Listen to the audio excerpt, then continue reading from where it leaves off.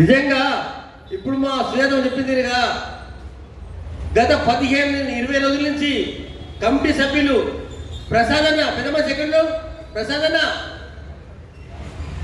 ప్రసాదన్న దుర్గన్న యాదగిరి మన నరసింహ మా మల్లేష్ అన్న ఎంతమంది కష్టపడి ఈ కార్యక్రమం చేయాలని కష్టపడితే నిజంగా చెప్పాలంటే బాధగానే ఉంది. ఎందుకంటే ఇంతటి చక్కటి కార్యక్రమానికి సమాజంలో బీసీలు ఎస్సీలు 80% అబవ్ ఉన్నారు.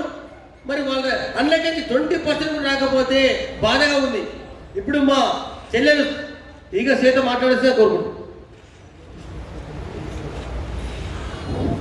ఇక్కడికి విచ్చేసిన పెద్దలందరికీ, మరి అక్క చెల్లెళ్ళందరికీ, అన్న తమ్ముళ్ళందరికీ కూడా ధన్యవాదాలు.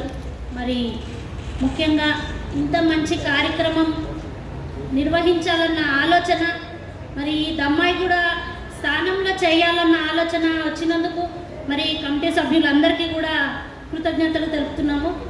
మరి అంటే టైమింగ్ ఆల్రెడీ అన్నవాళ్ళు 6 o'clockకి చెప్పడం జరిగింది. కానీ ఇప్పటి వరకు కూడా అంబేద్కర్ అంటే ఒక కులానికి ఒక వర్గానికి సంబంధించిన వ్యక్తి కాదు. అది ముఖ్యంగా తెలుసుకోవాలి. అది ఒక్కటి ఏంటంటే ప్రతి ఒక్కరు కూడా ఎస్సీలకి సంబంధించిన వాడు అంబేద్కర్ అన్నట్టు డివైడ్ చేయడం జరుగుతుంది.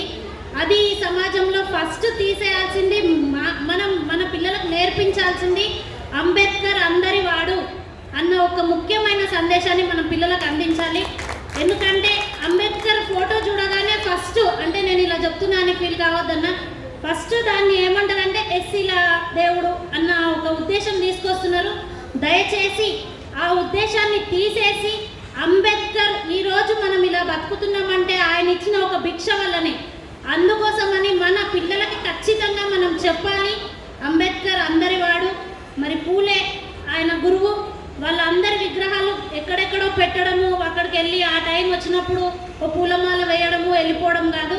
ప్రతిరోజు మన ఇంట్లో పిల్లలకి ఎలా అయితే చదువు చెప్తున్నామో అదే విధంగా ఒక 2 నిమిషాలు ఇలాంటి మహనీయుల గురించి చెప్తే వాళ్ళలో ఉన్న ఆలోచనని మనం కొంచెం వెనక్కి తీయడం జరుగుతుంది. ఎందుకంటే వారి తల్లి ఆయనకు అలాంటి బుద్ధి చెప్పడం వల్లనే ఈరోజు ఆయన అంత గొప్పవాడు అవ్వడం జరిగింది. మరి ఆయన గొప్పతనాన్ని తెలుసుకోవడానికి ఇక్కడికి రాని వాళ్ళు దురదృష్టవంతులు. ఫస్ట్ నన్ను అడిగితే ఇక్కడికి వచ్చిన మీ అందరికీ కూడా చాలా చాలా థ్యాంక్స్. మరి ఇంకొకటి ఏంటంటే ప్రతి ఒక్కరు కూడా ఆలోచించాల్సిన విషయం, అంబేద్కర్ అనగానే ఫస్ట్ మనకి గుర్తు రావాల్సింది ఆడవారిని ముందు రక్షించిన వ్యక్తి అంబేద్కర్. మరి ఆడవాళ్ళకి ఈరోజు ప్రతి ఒక్క దాంట్లో కూడా రిజర్వేషన్లలో కానీ బయట ఈరోజు ఇలాంటి స్టేజిల్లో మైక్ పట్టుకొని మాట్లాడుతుంది ఒక మహిళ అంటే అది ఆయన ఇచ్చిన గొప్పతనం మాత్రమే. మరి ఆ మహిళలు కూడా ఇక్కడికి రాకపోవడం చాలా బాధాకరం. మరి ఇప్పటికైనా సరే ఇలాంటి వాళ్ళు ఇలాంటి మంచి మంచి కార్యక్రమాలు చేసినప్పుడు మన వంతుగా వాళ్ళు మనం ఏది అడగట్లేరు. మనకున్న కొంచెం టైంలో ఒక ½ an hour టైం ఇవ్వండి అని చెప్తున్నారు. వాళ్ళు మన ఆస్తులు అడగట్లేరు, అంతస్తులు అడగట్లేరు. దయచేసి ఇలాంటి కార్యక్రమాలు చేసిన అన్నలందరికీ కూడా మరి లోకల్లో ఉన్న పెద్దలు, పిల్లలు, తల్లిదండ్రులు ప్రతి ఒక్కరు కూడా వాళ్ళని మనం సపోర్ట్ చేయాలి. వాళ్ళకి ఈసారి ఈ స్టేజ్ ఇది ఫుల్గా నిండి ఉంటే నెక్స్ట్ టైం ఇంకా మంచిగా చేయాలన్న ఆలోచన వాళ్ళకి వచ్చేది. మరి ఈ రోజు ఈ స్టేజ్ ఇంత ఖాళీగా కనిపిస్తుంది. వాళ్ళు నెక్స్ట్ టైం చేయడానికి ఆలోచిస్తారు. అసలు ఈ మాత్రం కూడా ఆ టైంకి వస్తారా రారా, చెయ్యాలా వద్దా అన్న ఆలోచన వస్తుంది. కాబట్టి ఏదైనా ఎవరైనా ఒక పని చేస్తున్నప్పుడు మన వంతుగా మనం ఖచ్చితంగా వాళ్ళకి సహాయపడాలి.